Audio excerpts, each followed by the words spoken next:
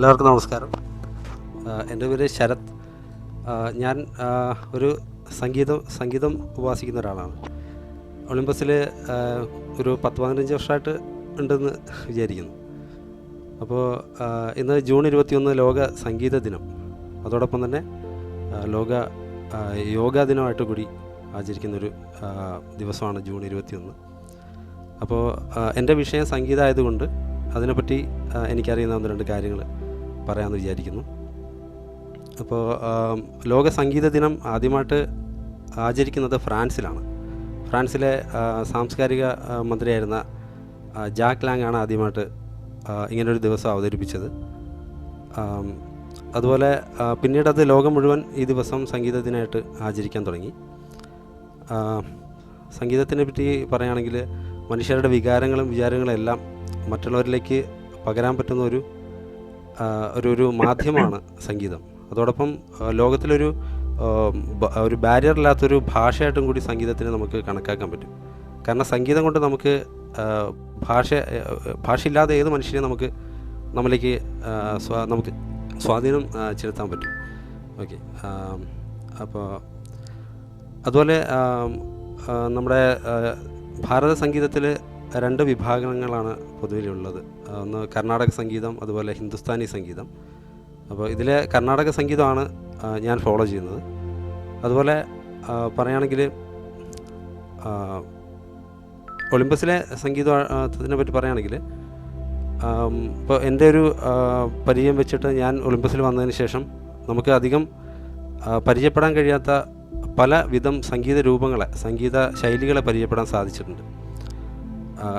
എൻ്റെ പേഴ്സണൽ ഒരു ഇതിൽ പറയുകയാണെങ്കിൽ എൻ്റെ സംഗീത ജീവിതത്തിൽ ഒരുപാട് പുതിയ പുതിയ അറിവുകൾ നേടാൻ ഒളിമ്പസുമായിട്ടുള്ള സഹകരണം വഴി സാധിച്ചിട്ടുണ്ട്.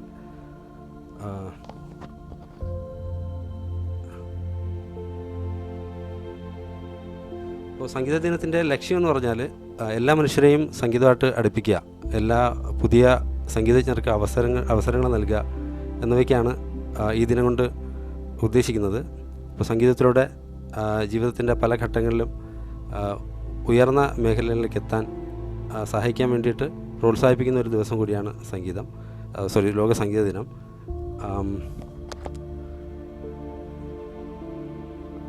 പിന്നെ ഒളിമ്പസിൻ്റെ കണ്ണിലൂടെ നോക്കി കാണുകയാണെങ്കിൽ പ്രപഞ്ചത്തിലെ എല്ലാം സംഗീതാത്മകമാണെന്ന് പറയാൻ പറ്റും. പ്രപഞ്ചത്തിലെ പല കാര്യങ്ങളും സഞ്ചരിക്കുന്നത് സംഗീതത്തിനെ അടിസ്ഥാനമാക്കിയിട്ടാണ്. ഇപ്പോൾ നമ്മുടെ ഋതുക്കൾ മാറി വരുന്നതായാലും, അതുപോലെ മഴ പെയ്യുന്നതായാലും, അങ്ങനെ പല പല കാര്യങ്ങൾ നമ്മൾ നോക്കിയാൽ അതിലെല്ലാം സംഗീതം കണ്ടെത്താൻ സാധിക്കും. നമ്മളെ മനുഷ്യരുടെ കാര്യം എടുക്കുകയാണെങ്കിൽ നമ്മുടെ ഹൃദയമെടുപ്പിനും ഒരു താളമുണ്ട്. അതുപോലെ പല കാര്യങ്ങളും താളത്തിലാണ് സഞ്ചരിക്കുന്നത്. അപ്പോൾ അങ്ങനെ കണക്ട് ചെയ്യാനാണെങ്കിൽ ഒരുപാട് കാര്യങ്ങൾ നമുക്ക് അത് കണ്ടെത്താൻ പറ്റും ജീവിതത്തിൽ. ഓക്കെ. അപ്പോൾ എനിക്ക് ഇത്രയും കാര്യങ്ങളാണ് ഇപ്പോൾ പറയാനുള്ളത്. കൂടുതൽ കാര്യങ്ങൾ ഏട്ടനായിരിക്കും പറയാൻ പറ്റുന്നത്. ഓക്കെ. അപ്പോൾ ഞാൻ 1-2 പാട്ടുകൾ വയലിനിൽ വായിക്കാമെന്ന് വിചാരിക്കുന്നുണ്ട്.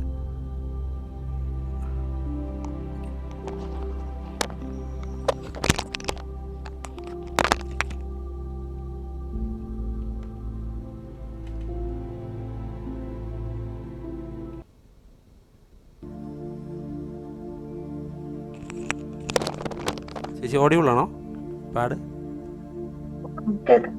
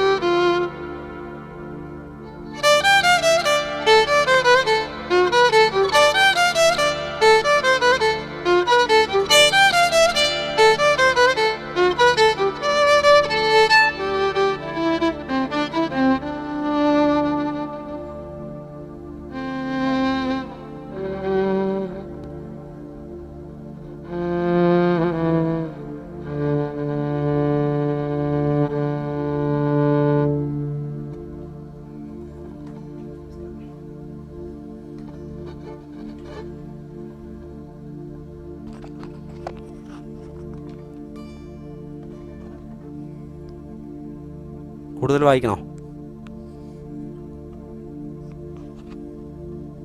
ഉടനെ പോകുന്നില്ല എങ്കിൽ അടുത്ത സെഷന് ശേഷം നമുക്ക് ആഭേരിയിലെ ഒരു അവതരണമാണ്. ഉടനെ പോകുന്നുണ്ടോ? ക്ലാസ് ഉണ്ടായിരുന്നു, അതുകൊണ്ട് എങ്കിൽ ആഭേരിയിലെ ഒരു ആലാപനം കൂടെ. ആ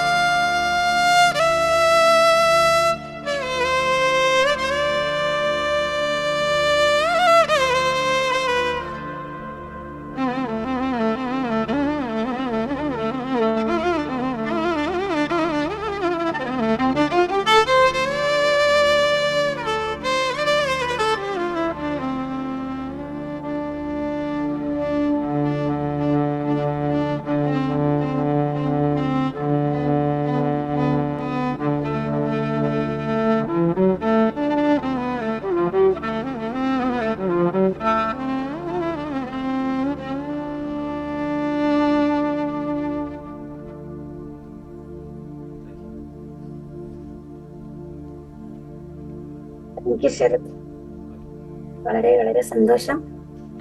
ഇതും എന്താണെന്ന് വിശദീകരിക്കുന്നതിനേക്കാൾ നമ്മളത് കേൾപ്പിക്കുന്നതാണ് ഏറ്റവും ഉചിതമായിട്ടുള്ള രീതി. അത് ശരത്ത് നന്നായിട്ട് ചെയ്തു. വളരെ സന്തോഷമുണ്ട്. എല്ലാവർക്കും വേണ്ടിയിട്ട് നന്ദി പറഞ്ഞു.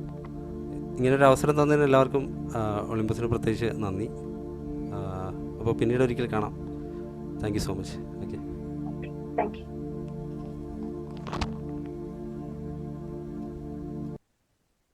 ഓക്കെ.